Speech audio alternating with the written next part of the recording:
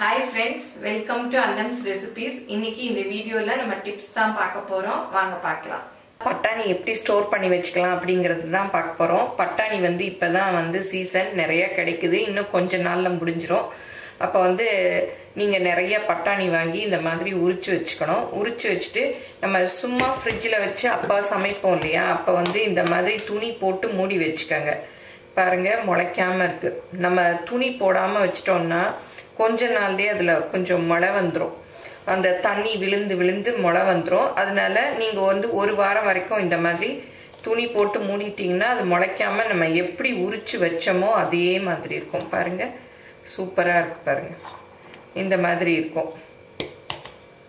அப்புறம் நீங்க ரொம்ப நாளைக்கு இப்ப சீப்பா வரச்ச வாங்கி ஸ்டோர் பண்ணி கிடைக்காத போது யூஸ் பண்ணணும்னா இந்த மாதிரி ஃப்ரீசர்ல போட்டு வச்சுக்கணும். டப்பால பாருங்க நல்லா ஃப்ரீஸ் ஆயிருக்கு. வேக வச்சு லைட்டா உப்பு போட்டு அந்த மாதிரிலாம் ப்ரிசர்வ் பண்ணி வைக்கிறத விட இது ரொம்ப ஈஸியா இருக்கு. இந்த மாதிரி வச்சுட்டு நம்ம வேணுங்கிறச்ச பாருங்க இந்த மாதிரி எடுத்துட்டு சமையல் பண்ண யூஸ் பண்ணிக்கலாம். கொஞ்சம் எடுத்துட்டு உடனே மூடி வச்சிடணும். ஃபுல்லையும் வச்சு வெளியில வச்சிட்டோம்னா அந்த கூல் போயிருச்சுன்னா பட்டாணி கெட்டு போயிடும். நம்ம சமைக்கிற நேரம் இந்த இவ்வளோ எடுத்து இந்த மாதிரி ஒரு பவுல்ல வச்சுக்கிட்டு உடனே இந்த டப்பாவை மூடி ஃப்ரிட்ஜுக்குள்ள வச்சிடணும். நல்லா எடுக்க வருது. இந்த மாதிரி டப்பால போட்டு நல்லா மூடி வச்சிட்டோம்னா நம்ம தீர்ற வரைக்குமே யூஸ் பண்ணிக்கலாம். நல்லா ஃப்ரெஷ்ஷாகவே இருக்கு. ஆனால் முக்கியமாக செய்ய வேண்டியது நீங்கள் டப்பாவை ரொம்ப நேரம் எடுத்து வெளியில் வச்சிடக்கூடாது. அப்படியே அந்த ஃப்ரீஸ் ஆகிருக்கிற நேரமே பட்டாணியை எடுத்துட்டு டக்குன்னு உள்ள வச்சிடணும். அந்த டெம்பரேச்சர் மாறினாதான் பட்டாணி கெட்டு போயிடும். பட்டாணி ஸ்டோர் பண்ணி வச்சது காமிச்சேன் இல்லையா எப்படி ஸ்டோர் பண்ணணும்னு. இந்த பட்டாணி இந்த டப்பால போட்டு ஒரு 10 நாள் ஆயிடுச்சு. பாருங்க முளையே வரல, அப்படி இருக்கு. நம்ம துணி போடாம வச்சோம்னா அந்த தண்ணி விழுந்து விழுந்து முளை விட்டுரும். அது சில டிஷ்ஷஸ்ல போட்டோம்னா அவ்வளோ டேஸ்டா இருக்காது. அதனால இந்த மாதிரி நம்ம போட்டு வச்சுக்கிட்டோம்னா ஒரு 15 நாள் வரைக்குமே முளைக்காம நல்லா இருக்கும். இந்த மாதிரி பட்டாணியை ஸ்டோர் பண்ணி வச்சுக்கிட்டோம்னா நம்ம பட்டாணி கிடைக்காத சீசன்ல கூட சூப்பரா பட்டாணி வச்சு எல்லா சமையலும் பண்ணலாம். ஆன்லைன்ல என்னுடைய பொருட்களை வாங்கணும்னா shop.annamsrecipes.com அப்படிங்கிற சைட்டுக்கு போனீங்கன்னா என்னுடைய ப்ராடக்ட் லிஸ்ட் எல்லாம் இருக்கும். அதுல எது வேணுமோ அதை செலக்ட் பண்ணி நீங்க வாங்கிக்கலாம். Credit card, debit card options எல்லாம் இருக்கு. நீங்க ஆர்டர் பண்ணி வாங்கிக்கலாம். அடுத்த டிப்ஸா நம்ம பார்க்க போறது இந்த இன்ஸ்கர்ட்க்கு நாடா எப்படி ஈஸியா போடலான்னு. நிறைய பேருக்குள்ள டென்ஷனே இதுதான். ஏன்னா நம்ம எல்லாரும் இப்போ வாஷிங் மிஷின்ல போடுறோம். அதுல சுத்தரச்ச இந்த நாடா ஒரு பக்கம் எடுத்துக்கும், ஒரு பக்கம் தான் இருக்கும். டக்குன்னு நம்ம போடுறச்ச ட்ரெஸ் எடுப்போம், அப்ப பார்த்தா நாடா இருக்காது. இதே மாதிரி தான் சல்வார்லயும் ஆகும். அதனால இதுக்கு ஒரு ஈஸியா ஒரு டிப்ஸ் சொல்றேன். இந்த மாதிரி நீடில் நம்ம நூல் எல்லாம் வாங்குறோம் இல்லையா தைக்கிறதுக்கு, அந்த கடைகளில் கிடைக்கும். இல்லை ஸ்டேஷ்னரி கடையில் கிடைக்கும். இல்லை பாரிஸில் பார்த்தீங்கன்னா ரோட்ல விற்கிறாங்கல்ல அவங்க கிட்ட கூட கிடைக்கும். இந்த மாதிரி நீடில் வாங்கிட்டு இதுக்குள்ள இந்த நாடா ஃபுல்லையும் உருவி எடுத்துடணும். அந்த இன்ஸ்கர்ட்லேருந்து அதை இதுக்குள்ள விட்டு அப்படியே சும்மா ஒரு நாட் போட்டுக்கணும். நம்ம முன்னாடிலாம் சேஃப்டி பின்ல தான் பண்ணுவோம். அது பண்றதே கொஞ்சம் கஷ்டமா இருக்கும். அது சில சமயம் உள்ளேயே கூட மாட்டிக்கும், அப்புறம் எடுக்க வராது, ரொம்ப கஷ்டமா இருக்கும். நானே நிறைய தடவை அந்த மாதிரிலாம் பண்ணியிருக்கேன். இது பாருங்க ஈஸியா இருக்கு பாருங்க. டக்குன்னு ஒரே நிமிஷத்துல போட்டுடலாம். அப்படியே இழுத்துக்கிட்டே வரணும். நீங்க சுடிதார், சல்வார் எல்லாத்துலயுமே இதே மாதிரி பண்ணலாம். பாருங்க எவ்வளோ வேகமா வருது. இது நீடில் பெருசா இருக்கிறதுனால நமக்கு பண்றது ரொம்ப ஈஸியா இருக்கும். பாருங்க இப்ப ஆல்மோஸ்ட் முடிய போகுது.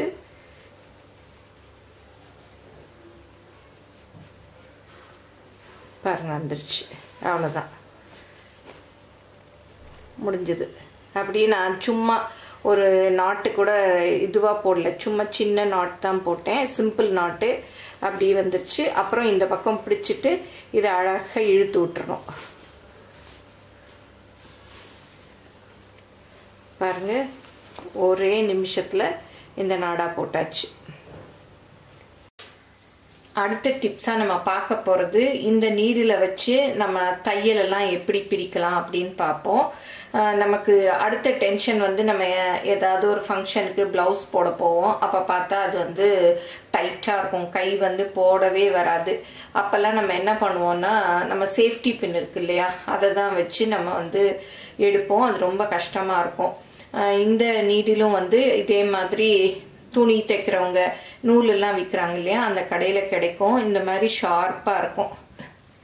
இதை வச்சு நம்ம அப்படியே எடுத்தோம்னா அந்த தையலெல்லாம் அப்படியே எடுத்துகிட்டு வந்துடும். நான் இப்போ பண்ணி காமிக்கிறேன் பாருங்கள்.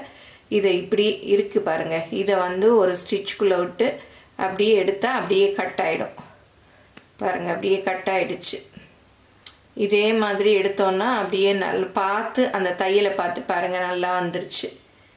இப்போ இதை அப்படியே இழுத்தோன்னா கொஞ்சம் வந்துடும் பாருங்கள். இந்த பக்கம் இழுத்தோன்னா அப்படி வந்துடும் பாருங்கள். எவ்வளோ ஈஸியாக எடுத்தாச்சு. இதே மாதிரி அப்படியே எடுத்துகிட்டே வரணும் பாருங்கள். ஃபுல்லும் வந்துருச்சு. ரொம்ப ஈஸியாக இருக்கும். இல்லை இப்படி எடுக்க வரலைன்னா நீங்கள் என்ன பண்ணணும், இந்த மாதிரி பண்ணிவிட்டு இந்த இடம் இருக்குது பாருங்கள், இதுக்குள்ளே இந்த நீடில் விட்டுட்டு இப்படியே பண்ணிங்கன்னா நல்லா கட் ஆகிடும். அப்படியே எல்லா தையலும் அப்படியே எடுத்துக்கிட்டு வந்துடும் பாருங்கள். அப்படியே வந்துருச்சு. இப்போ இது பாருங்கள், இந்த ரெண்டு தையலுக்கு நடுவில் இந்த நீடில் விட்டு அப்படியே கொஞ்சம் பார்த்துக்கங்க. சில சமயம் என்ன ஆகும்னா அந்த துணி கூட இதுவாகிடும். அதனால் கொஞ்சம் கேர்ஃபுல்லாக பண்ணுங்கள். ரொம்ப ஈஸியாக பண்ணிடலாம். இது வந்து ஒரு 10 rupees அப்படி தான் இருக்கும். இப்போ முதல்ல தான் இது ரொம்ப கிடைக்கல, இப்போ எல்லா கடைகள்லேயும் கிடைக்குது. இது நான் வாங்கி ரொம்ப நாள் இருக்கும். இப்போ பாருங்கள், இதெல்லாம் அப்படியே ஒரு செகண்டில் நம்ம பிரிச்சுட்டோம். இதே மாதிரி நம்ம எங்கே வேணுமோ அங்கே பிரிச்சுக்கலாம். நம்ம லேடிஸ்க்கே இந்த ப்ளவுஸில் பிரிக்கிறது தான் ஒரு டென்ஷனான விஷயம். இந்த நீடில் எல்லாரும் வாங்கி வச்சுக்கோங்க. வச்சுட்டிங்கன்னா ஈஸியாக பிரிக்கலாம். இந்த நீடில் பாருங்கள் இந்த மாதிரி இருக்கும். இந்த இடம் வந்து ஷார்ப்பாக இருக்கும். இந்த இடம் வந்து குத்திடாமல் இருக்கிறதுக்காக ஒரு சின்ன பீட்ஸ் மாதிரி ரெட் கலராக போட்டிருக்காங்க. யூஸ் பண்ணாத நேரம் இந்த கேப்பை போட்டு மூடி வச்சிருங்க. அப்போ தான் சேஃப்டியாக இருக்கும். இல்லாட்டா சின்ன பசங்க யாராவது இருந்தால் எடுத்து கையில் காலில் குத்திக்குவாங்க. அடுத்த டிப்ஸாக நம்ம பார்க்க போகிறது சீப்பில் வந்து எவ்வளோ ஈஸியாக அந்த அழுக்கெல்லாம் இருக்கும் இல்லையா, அதெல்லாம் எடுக்கலான்னு பாருங்கள். நான் ஒயிட் தரையில் வச்சு காமிச்சிருக்கேன், எவ்வளோ பிளாக்காக இருக்குது. நான் அதுக்காக தான் நான் எடுக்காமே வச்சுருந்தேன். இந்த ப்ரஷ்ஷை வச்சு ஈஸியாக எப்படி எடுக்கலான்னு பார்ப்போம். இந்த ப்ரஷ் வந்து லஸ்ஸில் இந்த ரோட்டில் பொட்டு இதெல்லாம் விற்கும் இல்லையா, அந்த கடையில் கிடைக்கும். இல்லை ஃபேன்சி ஸ்டோரில் கூட கிடைக்கும். இது வாங்கி வச்சுக்கிட்டிங்கன்னா அவ்வளோ ஈஸியாக எடுக்கலாம். இப்போ பாருங்கள், எடுத்து காமிக்கிறேன். இந்த ரோலர் இருக்கு இல்லையா, இதுக்கு நடுவில் இந்த சீப்பை விட்டுட்டு இந்த மாதிரி அப்படியே ரோல் பண்ணணும் பாருங்கள். கீழே விழும். இந்த மாதிரி நல்லா பாருங்கள் எவ்வளோ விழுந்திருக்கு பாருங்கள். இந்த மாதிரி பண்ணிட்டா போதும். நம்ம முன்னாடிலாம் நம்ம டூத் ப்ரஷ்ஷை வச்சு எடுப்போம். அது இவ்வளோ க்ளீனாக போகுமான்னு தெரியல. இது பாருங்கள், நான் செஞ்சு காமிக்கிறேன். இங்கே பாருங்கள் எவ்வளோ வந்திருக்கு. எந்தெந்த இடத்துல இருக்கோ அங்கே இந்த ரோலரை வச்சு அப்படியே நல்லா தேய்ச்சோன்னா அப்படியே வந்துடும். இதை வந்து அப்புறம் நம்ம க்ளீன் பண்ண பிறகு இதையும் வாஷ் பண்ணிடலாம். இந்த சீப்பையும் நம்ம வாஷ் பண்ணிடலாம்.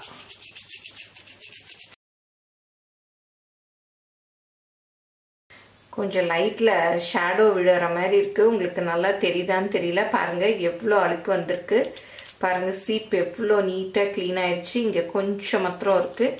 இதை இந்த மாதிரி பண்ணி விட்டுறலாம். இல்லை கொஞ்சம் இந்த இடத்துல மாத்திரம் இப்படி பண்ணோன்னாலும் போயிடும். பாருங்கள் எவ்வளோ இருந்தது ஃபஸ்ட்டு அழுக்கு. இப்போ பாருங்கள் ஒரு நிமிஷம்தான் இங்கேயும் போயிடுச்சு பாருங்கள், நீட்டாக ஆயிடுச்சு. இப்போ பாருங்கள் இந்த ரெண்டு சீப்பும் சூப்பராக க்ளீன் ஆயிடுச்சு பாருங்கள். எவ்வளோ ஒரு 2 நிமிஷத்துலேயே 2 சீப்பும் க்ளீன் ஆயிடுச்சு. இந்த சீப்பு தான் வந்து தலை சீவறதுக்கு நல்லா இருக்கும். நான் இதே தான் எப்போவுமே யூஸ் பண்ணுவேன். மற்றது சும்மா கலர் கலராக விற்குது இல்லையா, அதெல்லாம் வந்து தலையில் அப்படியே சீவரிச்சு புண்ணாயிடும். அதனால முடி நிறைய கொட்டும். இந்த மாதிரி சீப் வாங்கிக்கோங்க. இது கொஞ்சம் அந்த சீப்பை விட விலை கூட தான் இருக்கும், பட் வந்து நல்லா இருக்கும் இது. இப்போ பாருங்கள் இந்த சீப்பு ப்ரஷ் எல்லாம் சோப்பு தண்ணியில் க்ளீன் பண்ணிட்டேன். பாருங்கள் எவ்வளோ க்ளீனாக இருக்குது, சுத்தமாக இருக்குது. இந்த டிப்ஸ் எல்லாருக்கும் பிடிச்சிருக்கும்னு நினைக்கிறேன்.